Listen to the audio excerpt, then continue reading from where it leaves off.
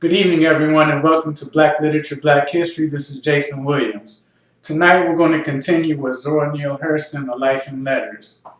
Tonight, I'm going to read you some letters from Zora Neale Hurston where she is totally off code.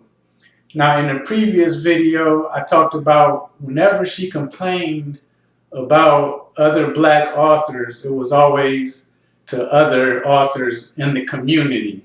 Other Black authors. She never went outside the community. She stayed on code and they discussed each other's shortcomings with each other. However, when she fell out with Langston Hughes, she started to badmouth Langston Hughes to her patron, which is Charlotte Osgood Mason. And Charlotte Osgood Mason was the patron that Langston Hughes had. They both had the same patron and were providing artwork for her, primitive stories, because Charlotte Osgood Mason was a primitivist.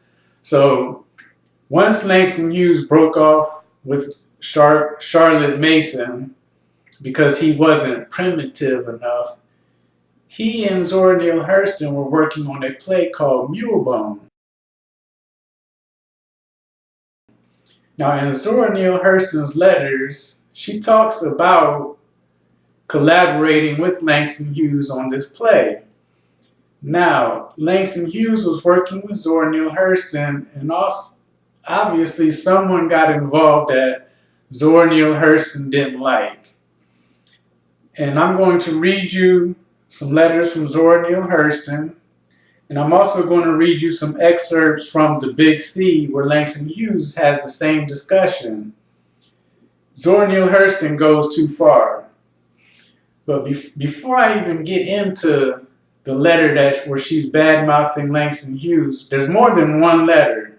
I'm only going to read one.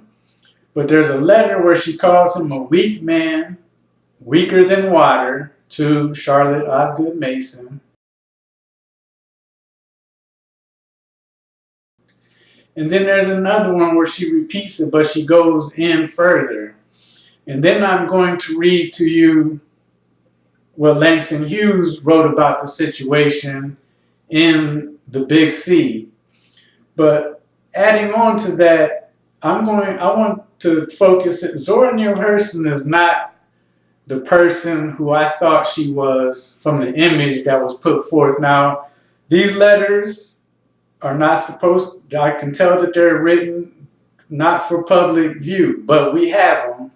And in this, she is cooning to too far a degree.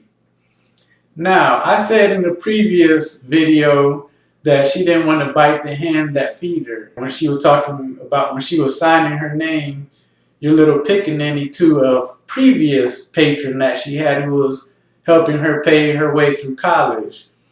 Well, now with Charlotte Osgood Mason, she does it again. So she does it many times, actually, on many of her letters where she's talking to white people. Now, I can say she doesn't want to bite the hand that feeds her, but she's going too far. And you would think, okay, what was her payoff? Zora Neale Hurston died penniless in an unmarked grave. So she did this, and it didn't help her it didn't help her at all. So she's signing herself as pickaninny, and I'm going to read you also some excerpts from Langston Hughes' autobiography where he talks about how Zora Neale Hurston acts. Now, he and Zora Neale Hurston were very good friends, and that's evident in his description of her and the relationship that they had prior to Mulebone. And actually, in Langston Hughes' autobiography, after Mulebone, he puts a line in there that says, "And I never heard from Zora Neale Hurston again." Now, they did continue correspondence after that. However, I take Langston Hughes writing that as he doesn't want to discuss the situation any further. Like, he was done, closed the book on it. So he didn't want to discuss it. However, Zora Neale Hurston, even after Langston Hughes is done with the patron, Charlotte Osgood Mason, she's still writing letters to her, bad-mouthing Langston Hughes. Now, first of all, let's get into Zora Neale Hurston's image. Okay, so this is a letter that was written on to Charlotte Osgood Mason, July 23rd, 1931. Now, I'm not going to read this letter, but she signs it. At the very end, devotedly, your pickaninny, Zora. Another letter tomorrow or the next day. So, your pickaninny, that's the second time I pointed out in the video that she signs her letter like this. However, there are more letters, so if you get the book, Zora Neale Hurston, A Life in Letters, you can see how many times she signs her name, your little pickaninny.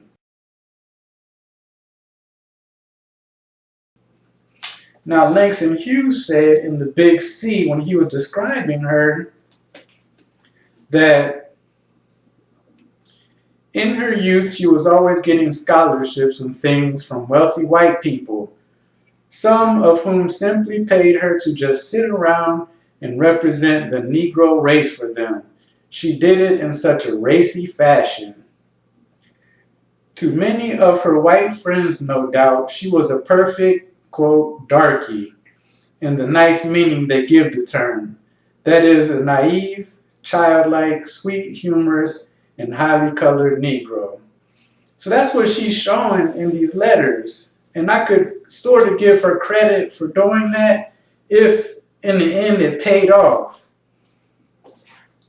But it didn't pay off. And I tried to say, well, this was in the 1930s. I wanted to say like black people were different back then, but in reality, black people aren't different. They're no different now than they were back then. They weren't any different in the civil rights movement. Like, people think that black people were different. People would think that back then black people were more docile, but that's just not the case. When we read things and when we look at the civil rights marches, those were a minority of black people. And I pointed out from Langston Hughes in the Big C, where he talked about when the white people came to Harlem in droves, black people didn't want them there. And if you really watch all of the civil rights marches, the nonviolent movement, if you really watch it and listen to the conversations that those black people have with those white people as they're watching, you'll see that it wasn't as nonviolent as you think. Because if you really watch it, you hear them black people threatening those white people. I dare you to cross this line. I dare you to step up over. Those white people out there yelling and screaming. You can hear some of them black men say, yeah, come over here and do this. The things that offended them back then and their reactions are the same things that offend us now and get the same reaction.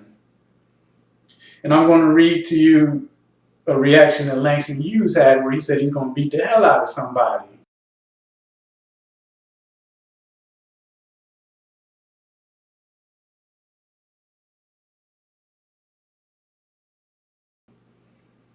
So don't think that back then it was any different. So when she's cooning it up like this, there's really no excuse for us to give to her for doing that. She's just doing that for the same reasons that black people do it now.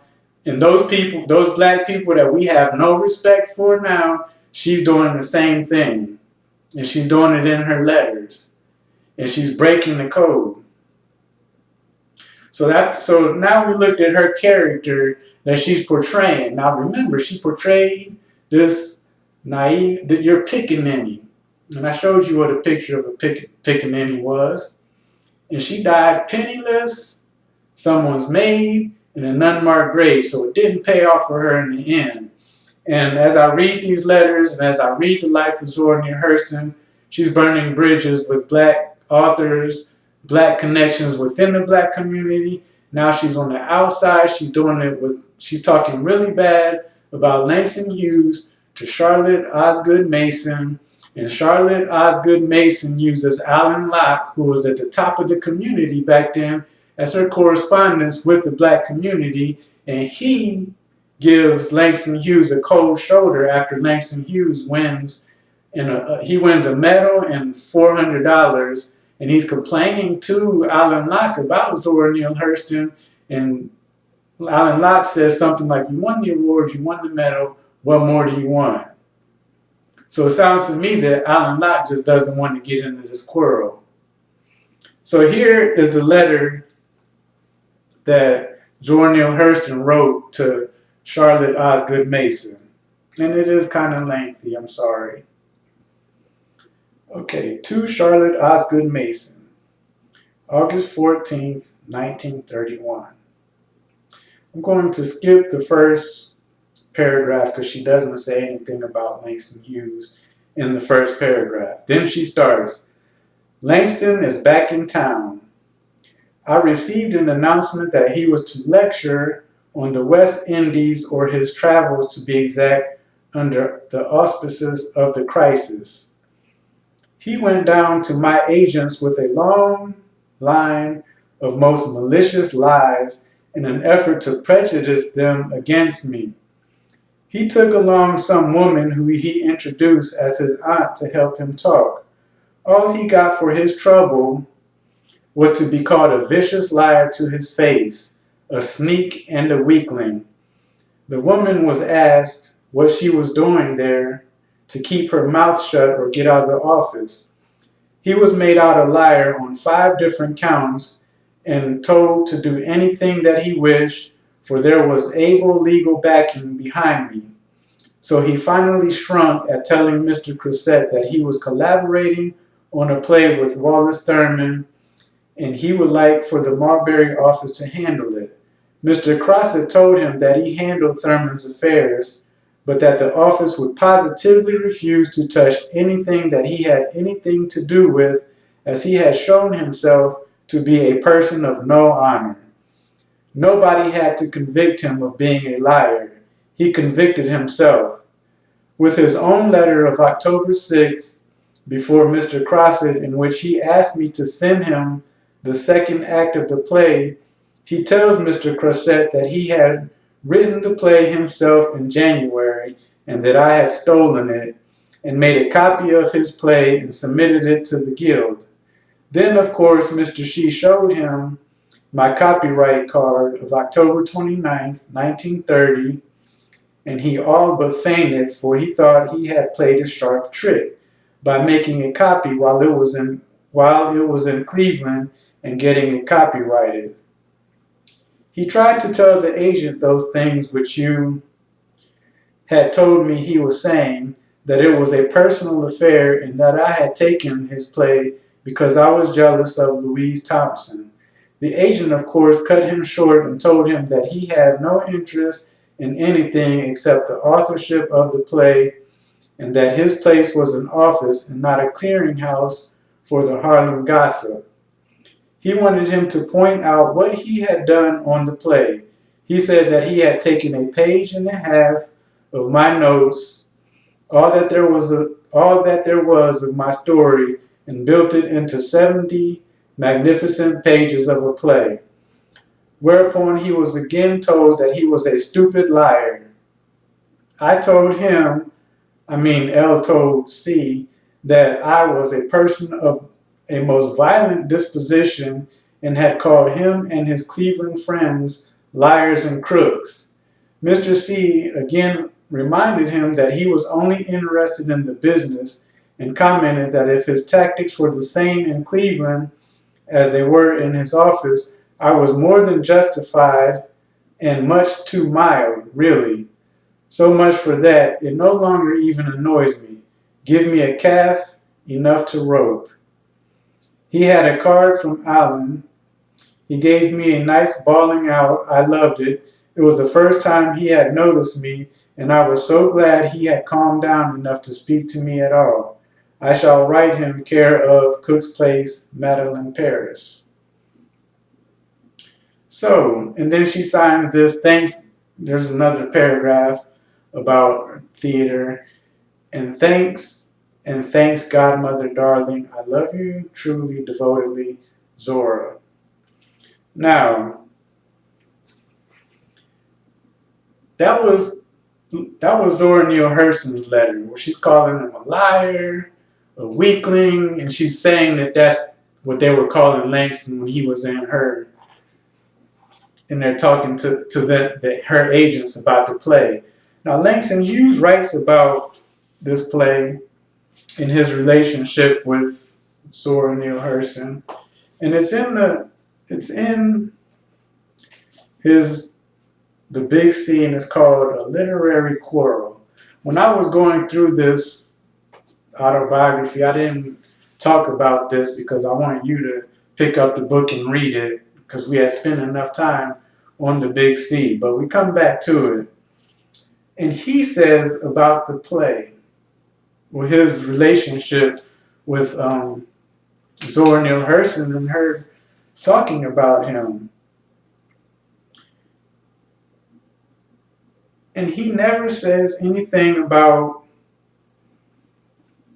stealing the play or anything. He said that he received the play from Zora Neale Hurston and arranged it. But then he talks about Zora Neale Hurston going to a party that he could not attend because he was sick. That evening, my fraternity brothers were giving a dance in my honor. I had informed them 3 days before that the doctor had forbidden me to leave my bed and that I could not come to any dance. But since it was all arranged, they went ahead with it just the same. In my honor, Miss Hurston, being a visiting celebrity, was invited to the party. Since the brothers knew nothing of our literary quarrel, see, he wasn't talking about to the whole world about what was going on with him and Zora Neale Hurston, according to his autobiography. With a local young man, she went to the ball and told everyone how awful I was. Then she drove back to New York. As soon as I recovered my voice, I called upon the local young man to tell him I meant to beat the hell out of him. I never heard from Miss Hurston again. Unfortunately, our art was broken, and that was the end of what would have been a good play had it ever been finished. The first real Negro folk comedy, Mulebone. And then he doesn't talk about it. Well, here's the part where Alain Locke gives him the cold shoulder. About that time, Not Without Laughter appeared, and I received the Harmon Gold Award for Literature given by the Federated Council of Churches. $400 and a gold medal. That week I received the award. I wired Alain Locke, who knew the circumstances of our having written the play and had, I believe, seen a first draft. I asked him kindly to talk to Miss Hurston for me. Alain Locke wired back, "You have Harmon Award, so what more do you want?" Exactly 10 cooling words. I could not go to New York to receive the award, so they sent it to me by mail, a medal and a check. I put the medal away in my trunk. With the $400, I went to Haiti. I needed sun. And before that, I want to read some of Zora Neale Hurston's behavior that he mentioned. Okay, having recently had my tonsils out, I was forbidden by the doctor to leave bed, so the conference was called for my house. It was a cold and snowy day. Mr. and Mrs. Joliffe arrived. Miss Hurston also came, but she would not talk about the play, not at all. She would speak only of things that did not concern the drama in question, one way or another. She spoke passionately, long and loud, until the Jolliffes begged to be excused. They went home. Miss Hurston then got the last word and left without saying goodbye to my mother, whom she had known for years. That made my mother angry, so she pursued Miss Hurston into the hall to give her a piece of her mind. I had to get up out of bed and restrain my mother. It was an exciting afternoon for a tonsillectomy patient. So Langston Hughes revealing this in his autobiography shows that he was really serious about this, because he hides many things in his autobiography. For example, he never mentions Charlotte Osgood Mason's name as his patron. So for him to be talking about this in his autobiography, I believe what he's saying about the play. And Mulebone, I tried to read that play a couple times and I couldn't get through it, and I can't tell you the first thing about it now. I might try it again, but personally, I've tried to read all of these plays that they talk about, and I just don't think that none of these plays that they wrote were any good. Between these two authors, from Langston Hughes, I like his two autobiographies. I like his book of short stories, The Ways of White Folks, and I still want to read the Simple series. I tried it before. I really couldn't get into it. It's a lot about politics. But as far as Langston Hughes, those are my favorite works of him. And with Zora Neale Hurston, the only thing I like from her is Their Eyes Were Watching God. Everything else that I've tried to read from her, I don't really enjoy. But then again, she was an anthropologist, and she was interested a lot in what she calls conjure, and I'm just not into that type of stuff. So for Langston Hughes to say that the play would have been great had it been finished, I'll have to go with that, because as far as I can remember, Mulebone wasn't any good at all. It wasn't very interesting. And they didn't capitalize off of it. So I think Zora Neale Hurston just got into her feelings and just went too far. Because in the end, Charlotte Osgood Mason, she dipped on Zora Neale Hurston and Langston Hughes and many others. And Zora Neale Hurston, as I said before, she died without any money in an unmarked grave. And I put on one of my previous videos the letter that she had written to W.B. Du Bois requesting that illustrious writers, which she is an illustrious writer, because the prose in Their Eyes Were Watching God is some of the best prose I've ever read. And we're going to look at some of that prose when we go through that book. However, I don't know if he answered her, because in other letters, she already badmouthed W.B. Du Bois. And in that excerpt that I read you about Alain Locke, she said that he finally got back to her after a long time, and he bawled her out. So I guess he had some words to say to her, but she was glad that he got back to her and gave her some attention. That's because previously she had talked bad about him. And I talked about that in a previous video when we were going through a life in letters. So she's burning bridges within the black community, and then she steps outside the black community to talk about the black authors to her white patron. And all these other authors, like you saw in Langston Hughes' autobiography, they knew it. Langston Hughes said that she used to play the perfect darky to the white folks. So they all knew it. And what did she get for it? Nothing.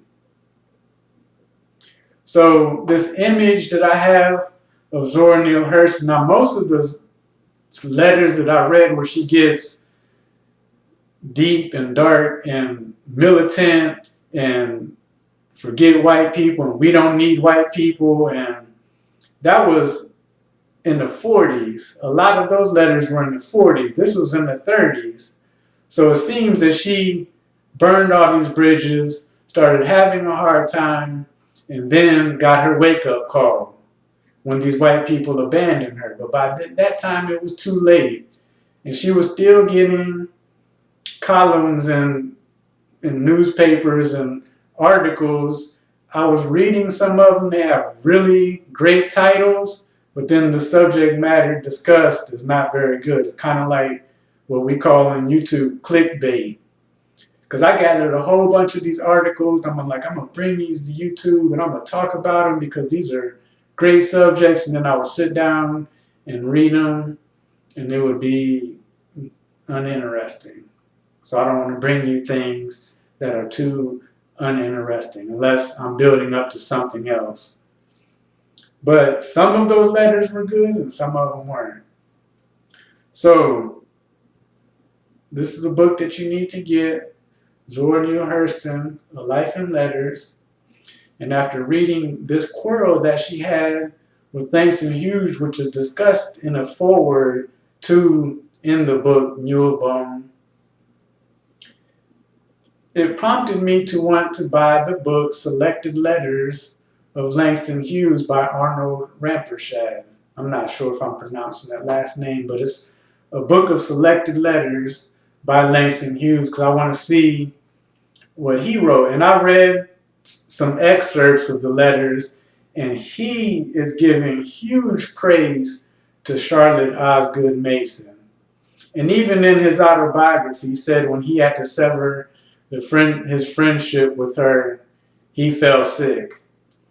Now, from reading Langston Hughes' autobiography, I said that he doesn't show much emotion in his autobiography, but he spills out his emotion in the short stories.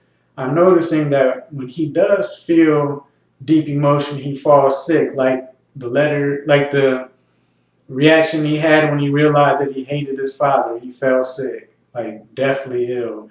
And then when people were turning back, when he had to quarrel with Zora Neale Hurston, lost his patronage with Charlotte Osgood Mason, he felt deathly ill, sick, went back to Cleveland with his mother. So, Langston, from Zora Neale Hurston's letters, and reading about her when she's bad-mouthing Langston Hughes and other letters, she talks about how much of an emotional person that he is.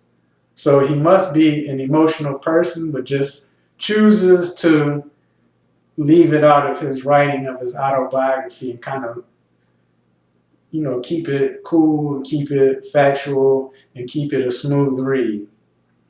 But I'm going to end up getting the selected letters of Langston Hughes because I want to read those now. And these books are expensive. Like if you buy a regular book by, if you buy Their Eyes Are Watching God or The Ways of White Folks, you pay like $9 or $10. But these selected letters, these books are costing like $18, $19, $20. But I want to get them. I want to create our own narrative. I want to get it from the horse's mouth. And these letters are bringing it so you can listen to my broadcast or listen to my page and go get these books for yourself or try to find them online in PDF. I can't find them. I do try that to try to get it for free to try to save a little bit of money, but I'm going to bring it to you so we can create our own narrative and you can hear it directly from the horse's mouth. Again, this is Black Literature, Black History. Jason William, have a nice evening.